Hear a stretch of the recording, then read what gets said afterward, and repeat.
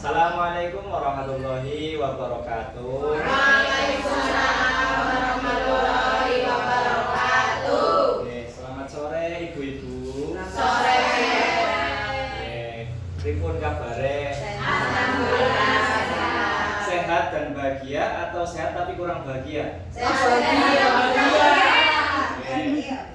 Ya, semoga dengan pertemuan ini saya dan jenengan bisa memberikan energi positif, pulang dari sini di bidang kesehatan, pulang dari sini juga mendapatkan kebahagiaan. Amin. Nah, ini mengingat-ingat bahwasanya kemarin pada pertemuan sebelumnya kita sudah membahas soal stunting ya, Bu?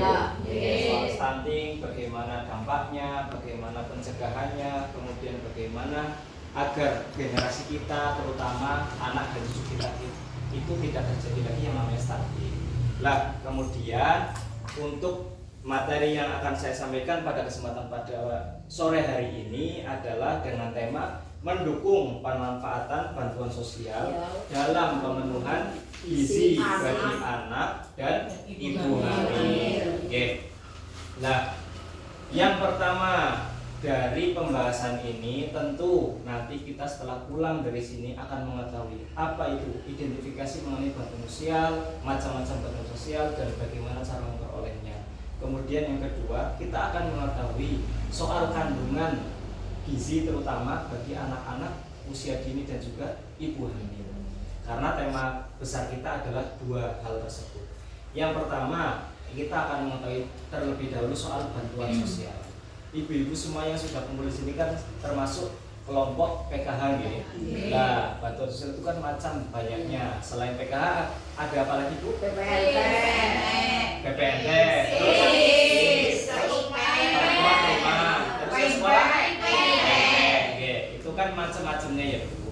Nah, definisinya sekarang saya tanya. Yang namanya bantuan itu menerima atau memberi? Menerima. Lah, pemberinya siapa? Pemerintah. Pemerintah, Bu, pemerintah. Oke. Jadi betul, panjenengan adalah orang yang diberikan bantuan oleh pemerintah. Nah, jenengan itu kan bagian daripada masyarakat, daripada keluarga. Jadi fokus bantuan sosial karena kita kan di Kementerian Sosial adalah bantuan di mana panjenengan dipenuhi semua kebutuhannya setiap hari, mulai dari sandang, pangan, dan papan. Makanya ada sandang itu jenengan dapat bantuan berupa uang, kemudian pangan, ada BPNT, bantuan tempat rumah, dari bantuan rumah gitu. Nah, KIS dari kesehatan. Nah, itu beberapa macam dan definisinya adalah pemberian oleh pemerintah kepada individu, kepada kelompok, keluarga dan masyarakat. Nah, adapun pemenuhannya untuk kehidupan kita sehari-hari tentunya.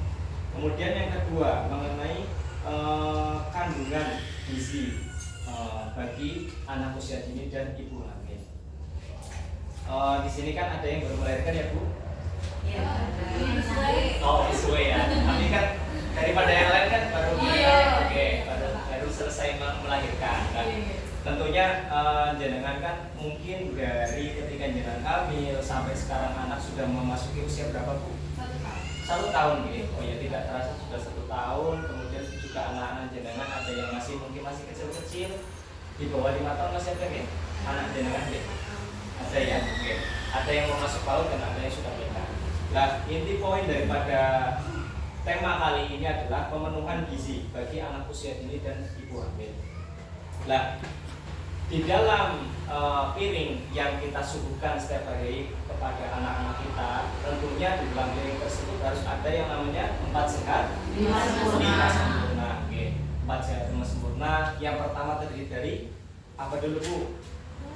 Nasi dulu, nasi itu mengandung yang namanya karbohidrat, betul. Terus yang kedua, setelah nasi harus diberikan sayur. Nah, sayur di situ ada yang namanya vitamin, betul. Vitamin kan banyak perolehnya dari jenengan, misalnya yang suka dibikin kuah kayak sop, dibikin tumis kayak kangkung dan sebagainya. Terus yang ketiga setelah sayur ada lauk pauk. Lauk pauk itu dalam bahasa ilmiahnya namanya protein. Protein itu ada 2, dua. Yang pertama Hewani. hewani, yang kedua nabati. Hewani contohnya Bu, Ayam. ikan, ayam, Telur. telur. Nah, terus kemudian yang nabati Tahu. tempe, betul. Terus yang keempat, selain tadi ada nasi, ada sayur, ada lauk, kemudian buah-buahan. Dan jenengan kan pasti tentunya kan ada yang mungkin di rumah belakangnya masih ada apa Bu? Pohon pisang ya, lagi ngerendel ya pisangnya ya. Paya. Sekarang lagi musim mangga ya Bu. Iya. Mangga, terus kemudian ada pepaya lah. Terus kemudian yang terakhir adalah susu, betul ya, susu. Nah, dari kelima isian piring tadi ada karbohidrat, kemudian ada protein, ada sayur mayur, ada buah dan kemudian susu. Itu kalau bisa disimpulkan atau disederhanakan, itu setiap hari kita harus ada minimal 3 kandungan. Iya. 3 kandungan. Nah, kemudian 3 kandungan itu bisa saya sederhanakan. Yang pertama karbohidrat, yang kedua protein, yang ketiga vitamin. Nah, karbohidrat jenengan misalnya anak-anak pasti tentunya ada yang sukanya nasi, ada yang sukanya roti dari gandum, ada yang sukanya mungkin jagung, ubi-ubian, itu disesuaikan dengan kebutuhan anak masing-masing. Kemudian protein tentunya mungkin dengan dengan ketersediaan uang kita, misalnya pas lagi tanggal 6 ya diwai Pak, pas lagi tanggal tengah ya diwai tempe, terakhir ya tak gula misalkan ya. Karena kembali lagi protein itu macam-macam sesuai dengan kemampuan kita, daya beli kita, dan juga kebutuhan anak-anak kita. Utamanya bagi yang masih punya anak kecil dan sedang hamil, asuh. Terus yang terakhir adalah vitamin, tentunya vitamin itu tadi sudah kita sebutkan bersama, ada buah dan sayur. Oke.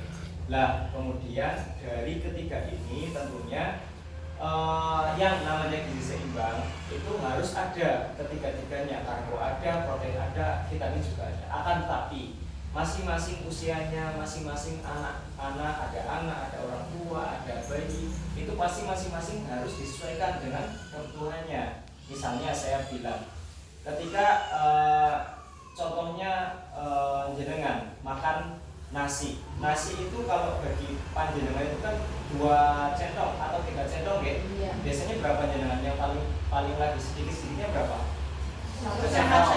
Naik lagi ke cote Bu, ke cote. 2 sama ya, oke. Lah, kemudian kalau jenengan kan otomatis gaya dalam perut itu kan banyak. Nah, beda dengan bayi atau anak kecil. Baik, ibu-ibu semuanya, setelah kita tahu bahwa isi piring kita harus ada dari karbohidrat, ada vitamin, ada protein, dan juga 3 tadi ya yang saya sebutkan. Ntar dulu. Baik, ibu-ibu semuanya, setelah kita tahu dari 4 ciri yang sempurna, ternyata bisa kita sederhanakan. Ada 3 kandungan, yang pertama karbo, yang kedua protein, dan yang ketiga vitamin. Oke, berarti sampai sini ibu-ibu sudah semuanya paham soal apa itu bantuan sosial dan juga apa itu gizi seimbang. Kemudian yang terakhir adalah bagaimana 10 pesan menu gizi seimbang. Tadi sudah dicatat nggih? Yang pertama apa Bu?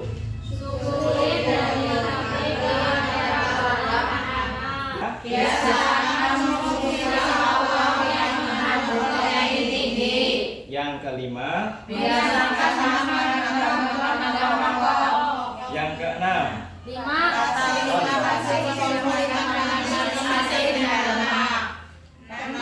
Biasakan sarapan. 7. Biasakan minum air putih. 8. Biasakan membaca label pada kemasan makanan. 9. Cuci tangan secara baik dan benar. 10. Melakukan aktivitas fisik yang terukur dan benar-benar normal. Oke, ya sebelum saya jelaskan lagi soal 10 pesan tadi, kita pakai SPG dulu ya Bu. Perlu P2 kan masih hafal ya Bu? Masih. Bareng-bareng yuk, 1, 2, 3. Tepuk P2 K2. Pertemuan, peningkatan, kemampuan, keluarga. Oke, baik. Setelah kita tahu tadi ada 3 kandungan yang harus tadi ada kata-kata kita harus minum air putih. Minum air putih itu berapa kali dalam sehari itu minimal sebagai orang dewasa seperti kita? 8 gelas, bukan 18 ya Bu? 18 ya? Oke, betul. 18. Lah, dari anak usia 6 bulan sampai 12 juga harus sudah mulai dibiasakan untuk minum air putih. Berapa kali Bu? Ada yang tahu? 4. Kebanyakan. 2 gelas cukup. Terus meningkat ke umur setengah tahun lagi berarti 4. Ke umur meningkat lagi 6. Dan sampai sudah umur masuk sekolah SD seperti orang dewasa 18-an. Nah, terus kemudian nah ini kebiasaan yang sering kita lupakan, yaitu mencuci tangan. Kadang anak-anak misalnya habis main dari pasir atau main kotor-kotoran di sawah lupa untuk mencuci tangan, atau dengan juga kadang di drop ya, apalagi apa ya biasanya? Iya, lagi asak-asak apa sih? Asal si penting bersih, kena kuku yang hilang terus hargain lah itu. Lah sebaiknya jangan sebagai orang tua harus membiasakan diri kepada anak-anak terutama sebelum makan harus cuci tangan yang bersih, pakai sabun. Terus kalau sudah makan juga harus cuci tangan. Terus kalau misalnya jenengan habis megang kucing misalnya atau megang ayam, jangan buru-buru makan juga, tapi harus cuci tangan. Intinya seperti ini, agar kita atau anak-anak kita agar tidak kena penyakit diare atau sering demam. Itu kan salah satunya sumber kuman itu kan masuk di sela-sela kuku kita. Makanya biasakan diri untuk mencuci tangan. Nah, terus tadi ada juga pesan yang aktivitas fisik ya Bu. Nah, di sini jangan juga misalnya jangan setiap hari juga sering ada yang kerjanya misalnya dagang, ada yang kerjanya misalnya nah betul itu kan untuk mencuci dan segala macam itu kebiasaan gitu. Nah maksudnya aktivitas fisik di sini adalah olahraga gitu. Olahraga itu minimal 3 kali dalam seminggu dengan jalan pagi atau jalan sore. Yang suka senam ada ya Bu? Ya, senam terus di status WA. Nah pendampingnya ngerti. Nah, ya, jadi nggak apa-apa Bu, senam itu boleh. Malah jangan harus setiap hari, tapi kalau bisa misalnya jangan sibuk atau jangan mungkin tidak ada waktu minimal 3 kali dalam seminggu. Dan 1 kali olahraga adalah 30 menit, betul sekali. Nah, karena begini, apa yang saya baca adalah salah satunya ketika jenengan tahu ya, di kaki misalnya kaki itu ada yang biasanya ototnya itu ternyata hijau. Nah, apa? Varises ya. Varises itu ternyata bukan berasal dari ketika jenengan sering lari atau jenengan habis olahraga sepak bola terus duduk kemudian nekuk misalnya seperti itu, bukan. Justru malah sebaliknya. Dan bukan keturunan juga Bu. Justru malah ketika jenengan itu tidak pernah olahraga atau jenengan sering berdiri tanpa bergerak misalnya untuk hanya sekedar misalnya untuk gerakan tangan atau kaki, itu malah justru akan menyebabkan varises. Harusnya seperti jangan seimbang ya. Iya, harus seimbang. Misalnya jangan sering duduk untuk menjahit atau sering berdiri, itu harus dibiasakan juga ikut olahraga seperti jalan-jalan ringan itu agar meringankan yang namanya varises seperti itu. Nah, itu saja yang saya sampaikan. Akhirul qouli, wassalamualaikum warahmatullahi wabarakatuh. Waalaikumsalam warahmatullahi wabarakatuh.